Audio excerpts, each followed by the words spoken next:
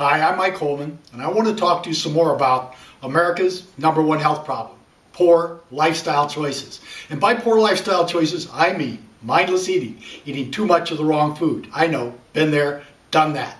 Leading a sedentary life and smoking. Well, let's talk some more about poor lifestyle choices. Because of poor lifestyle choices, we have the highest obesity rate in the developed world. About 34% of our adults are obese. That compares with Japan about 3%, Korea 3%, France about 11%, Germany about 16%. Because of poor lifestyle choices, we have a childhood obesity epidemic. About 17% of our children are obese. The future is not bright.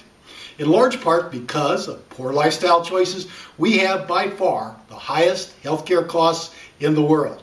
We spend between 17 and 18% of our gross domestic product each year on healthcare. The next highest country, the Netherlands, only spends 12%. We are at a substantial competitive disadvantage. Well, we can solve these problems and other problems related to poor lifestyle choices by changing people's behavior, by helping people become mindful eaters, eating the right food in the right amount, exercising regularly and not smoking.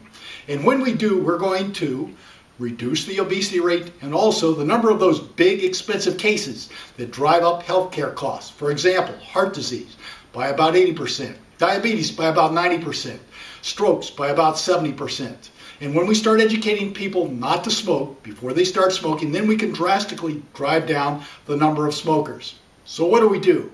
Is there a strategy that works? Yes, there is, and that strategy is knowledge.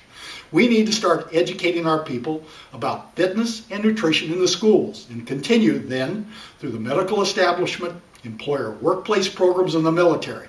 People need to have a deep and fundamental understanding not only about what to do, but how and why to do it. Empowered by that knowledge, people can and will change. And when enough people change, then we can step back from the brink of financial disaster and regain our competitive edge. And I want you to think about what President Kennedy said at his inaugural address. And I quote, "My fellow Americans, ask not what your country can do for you. Ask what you can do for your country." Unquote. And what we can do for our country starting right now is this: eat right, get fit, and stop smoking. Thank you, and have a healthy day.